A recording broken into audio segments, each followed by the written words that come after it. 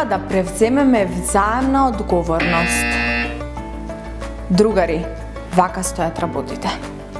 Кога станува збор за тоа во кои ситуации се пишува со гласката В, а во кои не, треба да се разјаснат неколку нешта. Доколку ви станало навика да пишувате и да изговарате взаемно, взаемен, взаемност, тогаш дојде време да го искорениме тоа. Мора да запаметиме дека гласот В не се пишува ниту пак се изговара во претходните примери. Наместо тоа, правилно е заемно, заемен, заемност.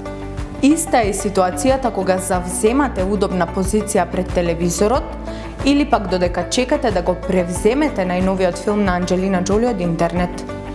Треба да знаеме дека заземаме положба или став и дека секогаш, ама баш секогаш, преземаме филм од интернет или преземаме ризик.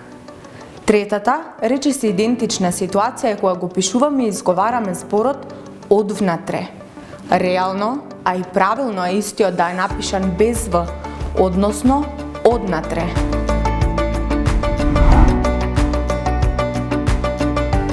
Златното правило во ова видео е следново.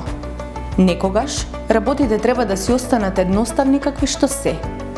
Дечки, се гледаме во следното видео.